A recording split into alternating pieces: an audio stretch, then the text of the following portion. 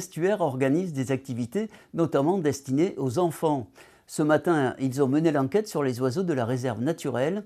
La période est très particulière, les lacs et étangs de l'estuaire de la Seine hébergent actuellement des dizaines d'espèces nordiques venues chercher le tout relatif soleil normand. Prendre de la hauteur.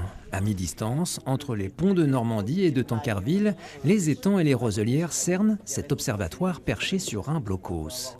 Ici se rencontrent l'eau de la Manche et l'eau douce chargée d'argile des rivières et de la Seine, qui s'associent pour créer un milieu bien spécifique. Ces particules se déposent et permettent de développer des surfaces de vasières où vont se développer des vers, des escargots, des mollusques, des petits crustacés. C'est tout un ensemble d'écosystèmes qui vont se développer par ce bon fonctionnement-là.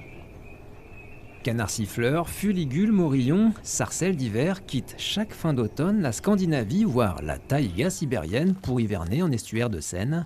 C'est cette eau libre de glace où prospèrent les espèces aquatiques et les algues qu'ils sont venus chercher.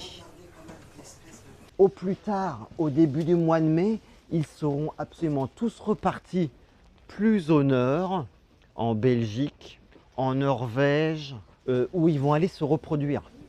Et chacun peut les reconnaître avec des jumelles et les bons indices. Leur corps, leur couleur, leurs pattes, leur bec. Et ils sont en groupe ou tout seuls. Lors de chaque marée haute, l'étang fait le plein. Enquêter sur ses occupants exige patience et silence pour ne pas effrayer les hivernants. Il y a une poule d'œufs. Le fait qu'elles soient un peu en autonomie avec les jumelles, qu'elles font le tour de l'observatoire, elles apprécient beaucoup. Et la longue vue, c'est un gros avantage parce qu'elles les voient vraiment de très près. Et elles ont pu observer plus de caractéristiques et elles sont plutôt contentes de pouvoir les retrouver sur la fiche qui est derrière. Samedi, petits et grands pourront découvrir les falaises des Roches Noires à Trouville-sur-Mer. Et mercredi prochain, une nouvelle enquête commence à la recherche d'une espèce ayant disparu de la mare pédagogique.